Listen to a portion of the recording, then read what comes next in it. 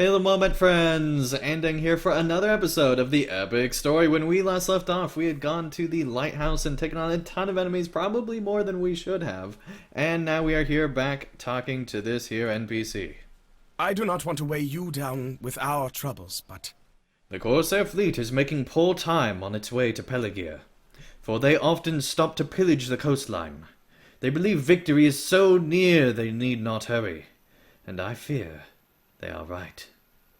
I do not want to weigh you down with our troubles, Staftang, for you already have been a help, but... He trails off, but your reassuring nod prompts him to speak again. A child has gone missing. No one knows for certain if she is lost, but none have seen her since the last Corsair attack. If you could investigate the camp to the northeast, I would be in your debt. My friends have already suffered so much of late. Losing their child, Roniel, would be the gravest hurt of all. Alright, well, let's go and check this out. Roniel is not here, but a ragged doll catches your eye. Did it belong to her? The yellow-haired doll has seen better days. Did Roniel drop her here? Alright, we need to continue searching to the northeast here, but first let's take on this Corsair.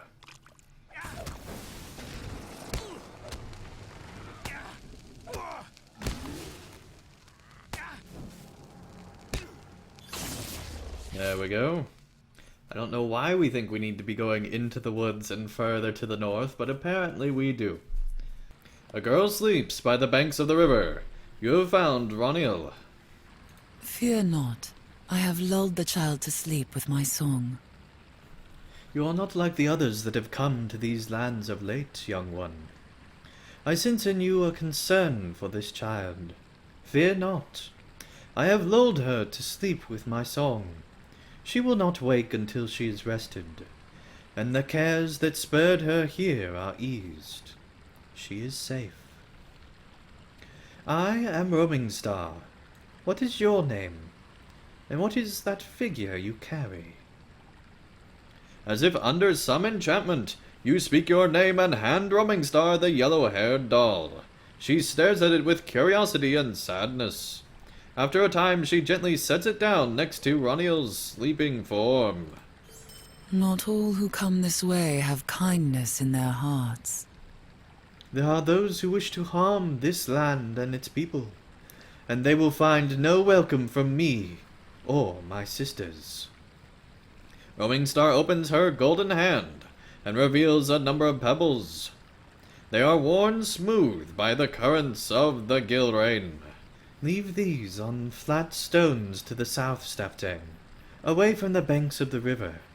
For this small favor you will have the blessing of the Gilrain. Alright, pretty awesome. Let's go and place all these pebbles in their place. Extended Roaming Star's influence. Okay, that's pretty cool.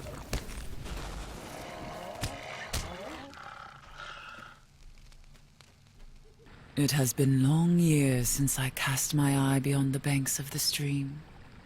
I thank you for this favor, young one. It has been long years since I cast my eyes beyond the banks of this stream. When last I did, it brought only grief. Sadness wells up in the deep pools of Roaming Star's eyes, and her words are nearly whispers. An elf maid tarried on the banks of Gilrain, lulled to sleep by the beauty of my song. She was reminded of her home, and I delighted in her presence, for my sisters had gone away, and I was filled with loneliness. But she was needed, and when she awoke, the delay had cost her the life of her love. He was an elf lord and a prince, Amroth by name, and he waited for her, but she never came. He died believing she was lost forever, and when she awoke, it was he who was lost. Roaming Star's words trail away into silence, After a moment, the girl Roniel stirs. Roniel stirs. She is nearly awake. Oh, hello. Are you a friend of my mother? I was separated from her during the fighting. I ran, and at some point I dropped my doll. But then I was just so tired and fell asleep. I think I had a lovely dream, but I cannot remember much of it now. I suppose it is time to return to Lynn here. Do you think it is safe? Tell my mother I am on my way home. Her name is Mornil. Okay, we're just not going to help you at all back and just let you go on your own. Okay.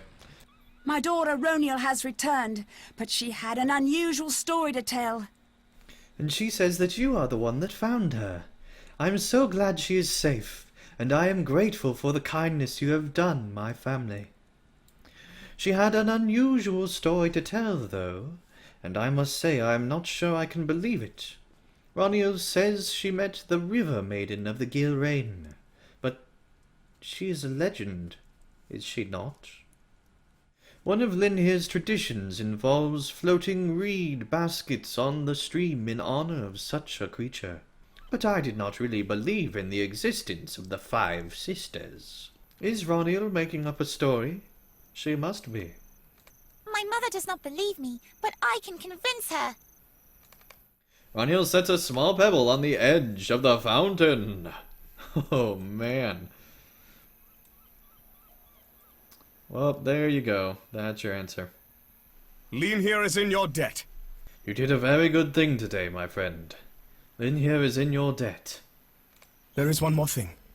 I know you must continue on your mission to Peligir, and I will not delay you. But there is one more thing. I have heard that an old man of the city, Iron by name, may have fallen into some madness. He has been hooting and cheering for the past few hours, and folk are afraid he may do some hurt to himself. I would be grateful if you checked on him, and ensured that he is of a sound mind, and no danger to himself or others. You will find him south of here. Once you have satisfied yourself that he has not succumbed to madness, continue on to Peligir, with my thanks, and my family's. All right. That was like a dwarf goodbye. Okay, let's go find this old crazy man. Welcome!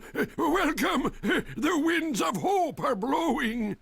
There is no need to look so crestfallen, my friend.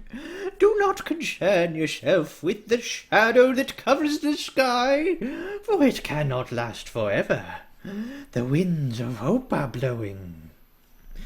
Your puzzled expression prompts Iron to dance even more vigorously, despite his age. When you offer him a stabilizing hand, he shakes his head. No need, friend. I will tell you what has caused the years to droop away from old Iron, if you will listen. Iron stops dancing, but his smile grows wider than ever. A great silent host swept down from the north, driving fear into the hearts of those engaged in battle at the city, both foeman and defender alike. The host has moved on to the east, but I saw from afar the man who rode at his head, and I knew him. This man bore the very visage of Thorongil, the great hero of Gondor, who I saw once in my youth, nearly 2 scores ago.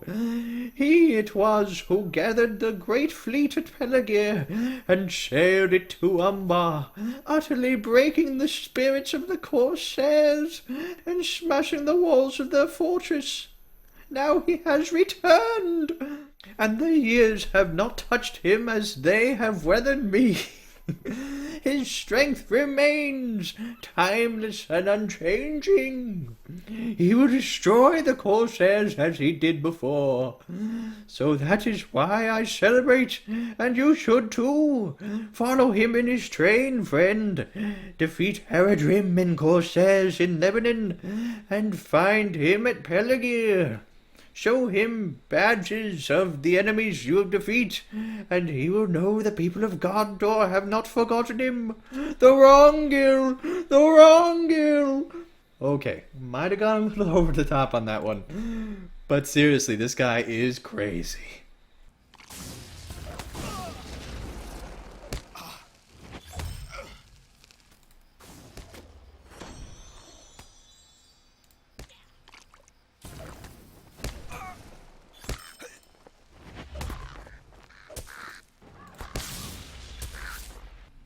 Alright, we collected all this stuff. Now we're ready to go into this camp.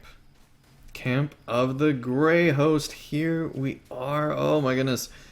This is awesome. You have found Thorongil, and he is, as you suspected, Aragorn, son of Arathorn.